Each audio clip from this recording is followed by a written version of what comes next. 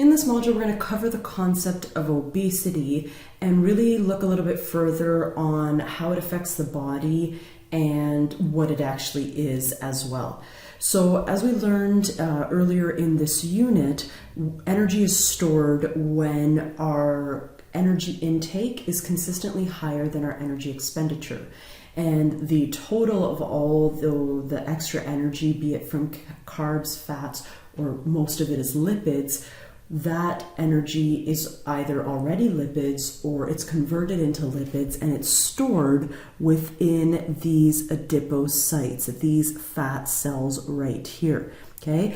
And these fat cells collectively, when they're together within a tissue, are known as something called adipose tissue, also known as fat tissue. So as our adipocytes, our fat cells, fill with lipids, they become bigger, and that adds fat mass to the body.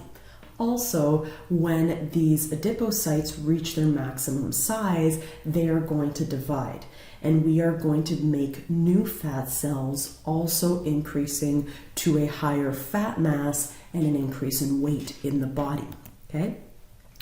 What's important to realize about these adipocytes is that they don't just sit there. They don't just store fat and that's it, that's all. They're actually dynamic. They talk to the rest of the body. They interact with the rest of the body. And this is something that's actually relatively new for us to know. We historically thought that fat cells just sit there, but in the mid-90s, we learned that our adipocytes, our fat cells, actually release signaling molecules called adipokines, like the adipokine leptin.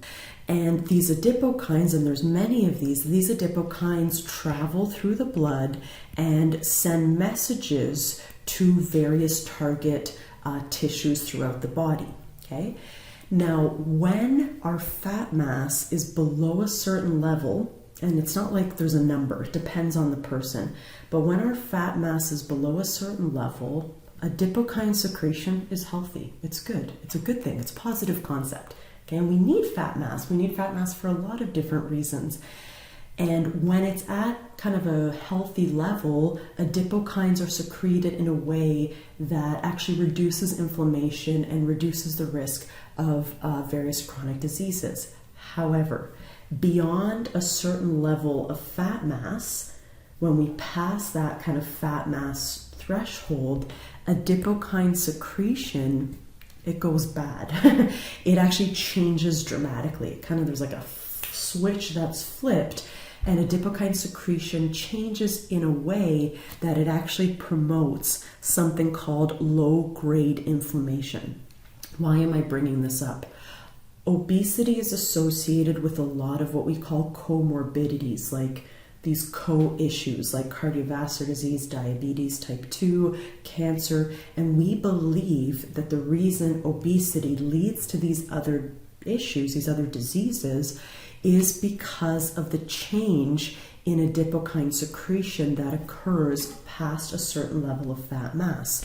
And again, like I said, that change in secretion pattern is going to favor something called low-grade inflammation. So think inflammation like a higher immune response, higher than average immune response, and this higher than average immune response we believe is associated with things like cardiovascular disease, atherosclerosis specifically, and insulin resistance, which can lead to type 2 diabetes, okay?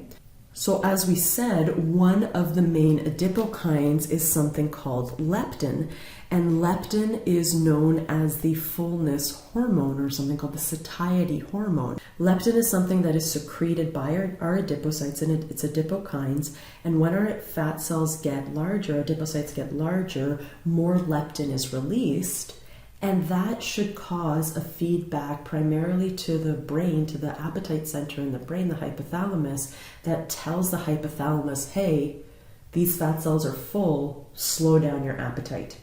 Okay, so it's a feedback system in health. When things are healthy, leptin is a feedback system from your fat cells to your brain saying, hey, these fat cells are full, eat less. Okay, however, There are very few, very, very rare, there are some individuals that are born without the leptin gene, like this OB mouse right here. And we find people that are born without this leptin gene, they don't have that feedback, they have a crazy appetite that never slows down, they eat a lot and they gain weight really quickly, okay? Very, very, very rare. We don't even have stats on it. It's so rare that people don't have the gene for leptin. However, in obesity, a lot of people become leptin resistant.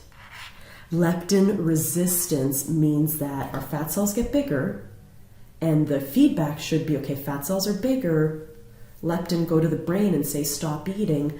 Leptin does go to the brain, but the brain's like, I don't understand. The brain doesn't respond, okay? Or there's not the response seen that we would expect. So why I'm bringing this up is that one of the reasons why some people can gain so much fat mass and not have that stop eating signal is because their physiology has changed in a way that the feedback is off and their appetite isn't adjusting to changes in fat mass. And of course, this predisposes to obesity, and it makes people that are obese more likely to stay obese as well. Okay, so something else that I really want to mention about obesity is a lot of times people think of obesity as a risk factor. Okay, a risk factor is something that increases your risk for things like smoking, increases your risk of cancer. Okay, however, obesity, yes, is a risk factor. Okay, but it's in itself a disease as well. Okay, and this has been declared by the Canadian Medical Association, the American Medical Association as well, the Canadian Obesity Network. They've all declared obesity a disease in 2015 or earlier than that as well.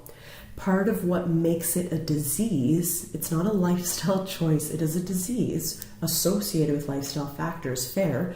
But part of what makes it a disease, it has a long duration, requires a long-term systematic approach to management, and it occurs both due to genetic and lifestyle factors. And we're going to see in the module coming up all the kind of complex things that are associated with obesity. Also, what makes it a disease is it has a diverse set of physical, mental, and social effects as well. Okay? Now, what I highlighted when I talked about adipokines is I highlighted the fact that kind of when fat cells pass a certain level of fatness, they get kind of too large or there's too many of them, the adipokine secretion pattern, those signaling molecule secretion patterns, it changes in a way that promotes low-grade inflammation and the associated complications that are associated with that, okay? This part of obesity is something called sick fat disease. Okay, so sick fat disease, these are the issues associated with obesity and its propensity to increase low-grade inflammation and kind of physiological changes in the body that promote disease, other diseases. Okay, however, it's important to realize that obesity also affects the body mechanically and like more anatomically than physiologically. This is more of like the physiological effects of obesity, and these are more of like the anatomical effects of obesity. So carrying that extra weight on the body can put a lot of pain and pressure around the joints, in particular the knee joint. And this sucks because that impacts a person's ability to do things that could help them with their obesity, that could manage their disease, like not only walking and exercising, but even standing for long periods of time, right? Or cleaning their apartment or making food, because it's so painful. We also notice that individuals with obesity are higher risk for something called sleep apnea. So their breathing will cease, will actually stop for like as long as a minute sometimes in the middle of the night while they're sleeping. And this has various cardiovascular and other effects, respiratory effects as well. Okay. Also, someone with obesity, because they have more mass, their body is more likely to rub against itself, causing tissue friction and sores as well. Okay. So obesity is a disease, key thing I want to say here, and it affects the body in two main categories of ways. Okay, it changes the physiology of the body and it changes the anatomy of the body. And both of those have negative effects on physical, mental, and social well-being. Okay, so in the next unit, we're going to talk about some of the things that cause obesity. And I really encourage you to have an open perspective. I know there's a lot of people that have judgments and opinions around obesity and weight, but I think a lot of the times people don't realize how complex the disease is and how it doesn't just boil down to like lack of motivation or lack of self-control or these kind of things, or laziness, or these other things that we often say about people with obesity. There is just so many complex factors that predispose people to be obese. And right now, it's so easy to gain weight in our current environment. Okay, so these are things we're going to look at in the next module. See you then.